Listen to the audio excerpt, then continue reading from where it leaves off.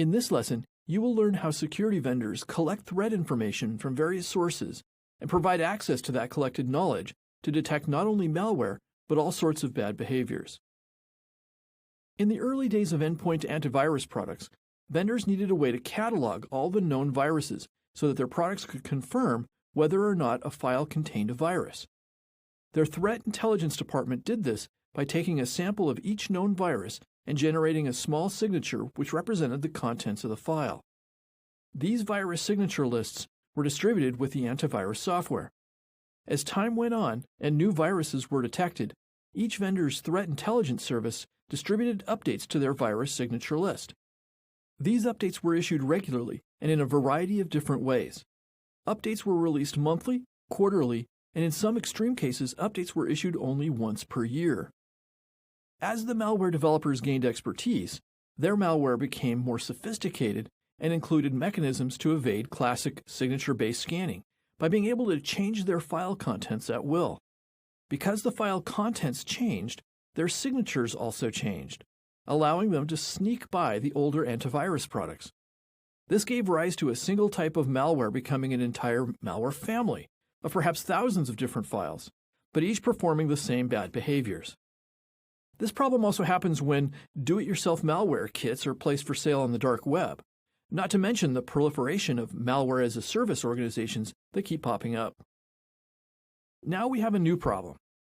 The classic one-to-one signature approach that each known malware file is represented by one signature in the signature file is obviously not going to scale well, given the potential that the number of new variations of malware will count in the millions or more each day. To handle this new ability for malware to morph into new forms, the vendor's threat intelligence services had to create ways to detect entire families of malware using only one signature. This is done in a variety of different ways, but they all detect commonalities across the entire malware family. Up to now, we've been talking about malware that has been seen in the wild and therefore known to the vendor's threat researchers. Well, what about malware variations that have not yet been seen? Signature-based detection methods won't work. To detect these types of threats, vendors have created sandboxing products, which take a suspect file and place it in an environment where its behaviors can be closely analyzed. If the file does something malicious while in the sandbox, it's flagged as malware. Depending on the particular sandbox product and its configuration, the owner of the sandbox can propagate this new knowledge not only across their own network security environment, but also send the details to the vendor's threat intelligence service so that it can be shared worldwide and protect more people. Beyond sandboxing, the future of detecting previously unknown malware includes the threat intelligence service's use of artificial intelligence and machine learning to rapidly grade the security threat potential of files as they traverse the network. And it's not just about files.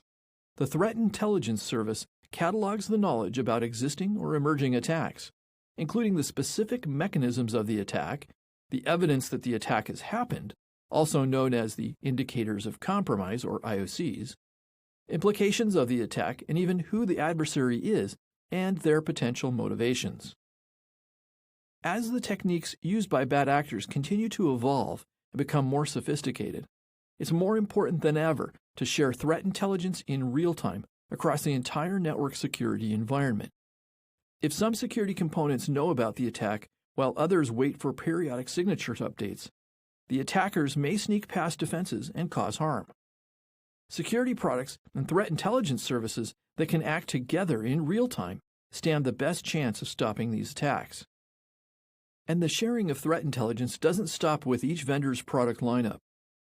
Although you'd think that after a great deal of work gathering, analyzing, and cataloging threat information, that each vendor would keep that information secret.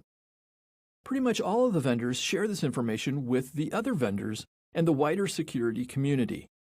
This happens through formal memberships in organizations such as the Cyber Threat Alliance, local, national, and international computer emergency response teams, or CERTs, as well as numerous private trusted partnerships with other vendors, independent security researchers, and law enforcement.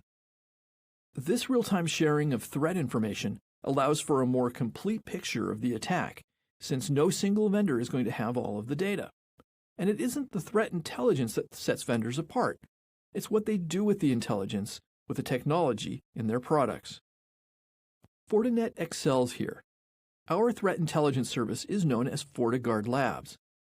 Spanning 10 distinct security disciplines, hundreds of researchers at FortiGuard Labs scour the cyber landscape and proactively seek out new avenues of attack every day to discover and ideally preempt emerging threats. Thank you for your time, and please remember to take the quiz that follows this lesson.